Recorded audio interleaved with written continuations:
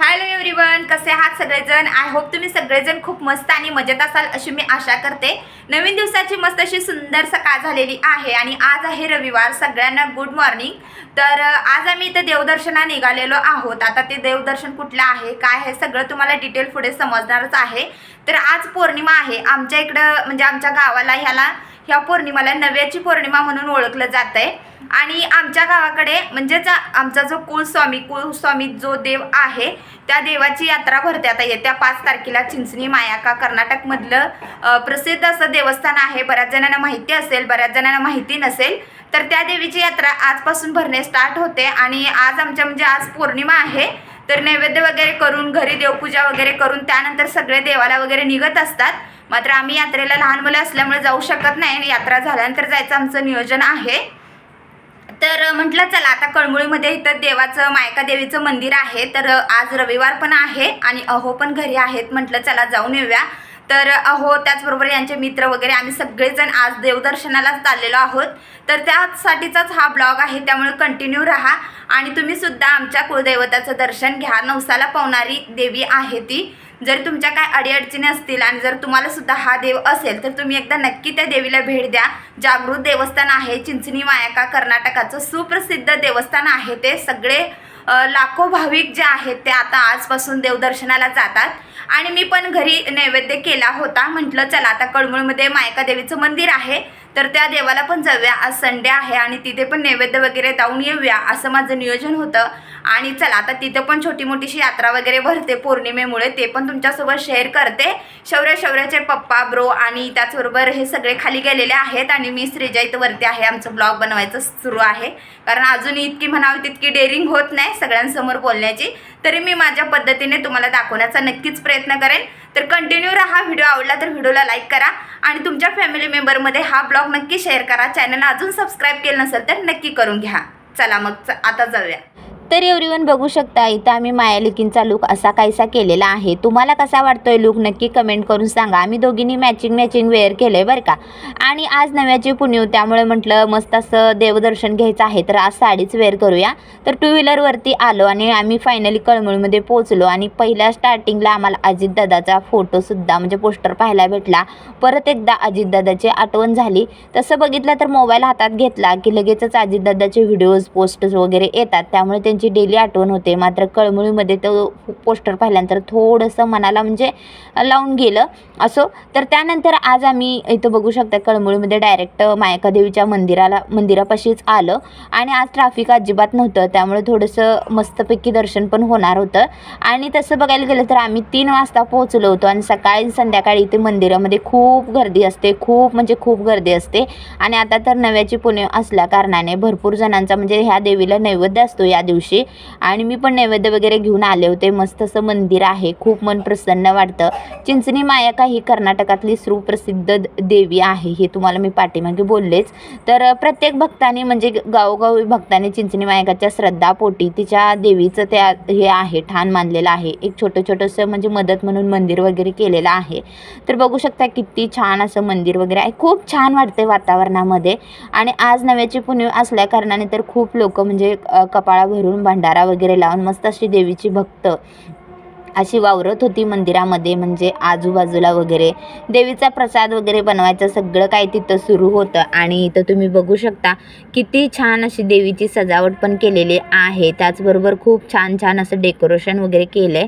त्यानंतर मग देवाचं दर्शन घेतलं, भंडारा वगैरे कपाळा भरून लावला, कारण धनगरांची शान म्हणजे कपाळा भरून भंडारा हेच आहे। भंडाराशिवाय धनगरांच्या जीवाला किंवा कुणालाही म्हणजे जे काही धनगरी लोक आहेत ना त्यांना भंडाराची खूप आवड असते। मला सुद्धा म्हणजे भंडारा लावण्याची जाम आवड आहे। आणि इथं तुम्ही बघू शकता मग मी म्हटलं चला आता अहो बाहेर नारळ वगैरे फोडत होते, तेवढ्या देवाला नैवेद्य वगैरे दिला। आणि माझा शूट घ्यायला कोणच नाही बरं का, प्रत्येक वेळेस हाच प्रॉब्लेम असतो। जे मला शक्य होतं तितकंच मी शूट घेते। आणि इथं दर्शन वगैरे घेतलं आणि त्यानंतर बघू शकता किती छान असं मंदिर आहे। इकडे तुळस वगैरे होते, इथे पण मग देवाला नैवेद्य वगैरे दाखवला आणि इथं मस्त असं एक शूट घेतला। खूप छान असं असं वातावरण होतं. किती फोटो काढतील, किती व्हिडिओ घेतील इतकं कमीच वाटतंय. त्यानंतर मग दर्शन सगळ्यांचंच झालं आणि आम्ही मग मस्त असे छान छान फोटोज घेतले. तर आम्ही एवढे सगळेजण देवदर्शनाला गेलो होतो. त्यांना जरा व्हिडिओमध्ये यायला आवडत नाही हो म्हणताना 1-2 फोटोज त्यांचे टाकलेले आहेत बरं का व्हिडिओमध्ये. त्यांना सांगू नका बरं का.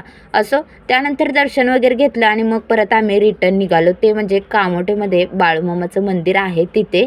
आणि कळमुळीमध्ये आलो ना, बाळूमामाला गेलो नाही असं नाहीच बरं का. कारण बाळूमामा आपल्या हृदयातले देव आहेत आणि म्हटलं चला त्यांचं पण दर्शन घेऊन जाऊया, त्यांना पण नैवेद्य देऊया. कारण त्यांच्यासाठी पण मी नैवेद्य आणला होता.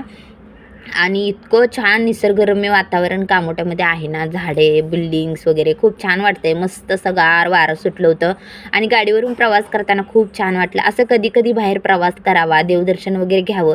आयुष्यात दुसरं काय आहे हो. आपण फक्त फिरणं, आनंद घेणं हेच आपण आपल्यासोबत घेऊन जाऊ शकतो. संपत्ती, पैसा, अडका या गोष्टी सगळ्या जिथल्या तिथेच पडणार आहेत. अजितदादाची इतकी करोडाची संपत्ती असून त्यांनी काय नेलं ना, आता आपण काय नेणार आहोत. असे मोठमोठे बरेच थोर लोक जागच्या जागी सगळं सोडून गेलेत. मला तर वाटतंय आपण मस्तपैकी फिरून मन मोकळं राहून खाऊन पिऊन मरावं. असो तर त्यानंतर फायनली कामोठीमध्ये बाळूमामाच्या मंदिरामध्ये पोहोचलो. खूप छान, खूप मस्त असं मोठं मंदिर आहे. त्या देवळापासून म्हणजे त्या देवापासून किंवा या मंदिरातून अजिबात हलू वाटत नाही. किती बसेल तितकं बरंच वाटतंय. खूप छान असं आहे.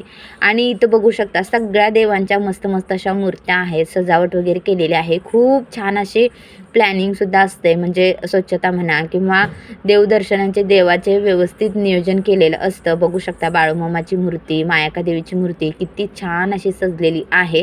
त्यानंतर आम्ही मायलेकीने एखादा शूट घेतला फोटोचा, एखाद्या व्हिडिओचा. म्हटलं असावं आपल्याजवळ. आणि अशाच ठिकाणी म्हणजे आता इथं तुम्ही बघू शकता साईडलाच खूप छान असं नैसर्गिक गार्डन पण आहे. तिथे लहान मुलांना खेळण्यासाठी, त्याचबरोबर थोर मोठ्यांना बसण्यासाठीची सुद्धा मस्त असं नियोजन केलं आहे.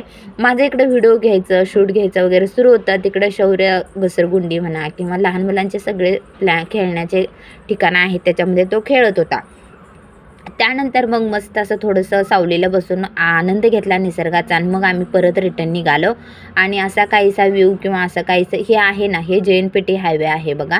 म्हणजे कळमळ टू JNPT हायवेला हे अटॅच आहे आणि खूप छान असं वातावरण आहे. आता इंटरनॅशनल एअरपोर्ट झालं आहे नवी मुंबईमध्ये, तुम्हाला माहितीच असेल. आणि त्यासाठीही बघू शकता खूप छान असा रोड वगैरे म्हणजे निर्मिती झालेली आहे रोडची वगैरे.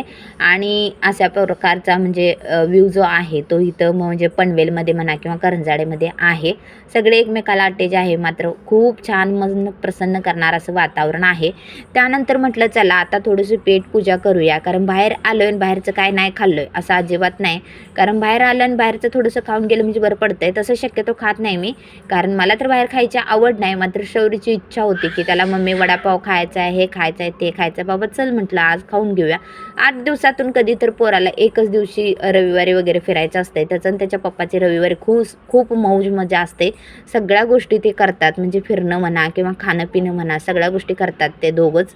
मग आज आम्ही पण आलतो योगायोगाने. म्हटलं चला एक वडापाव खाऊया. मग मी पण एखादा वडापाव वगैरे खाऊन घेतला आणि त्यानंतर मग मस्त पैसे नाश्ता वगैरे करून मग परत आम्ही घरी रिटर्न आलो. तर असा होता माझा आजचा दिवस. असं झालं देवदर्शन. तुम्हाला कसं वाटलं कमेंट करा आणि देवाचं दर्शन घ्या. चला चॅनलला सबस्क्राईब करा, व्हिडिओला लाईक करा. पुढच्या एका नवीन व्हिडिओसोबत भेटूया. तोपर्यंत बाय.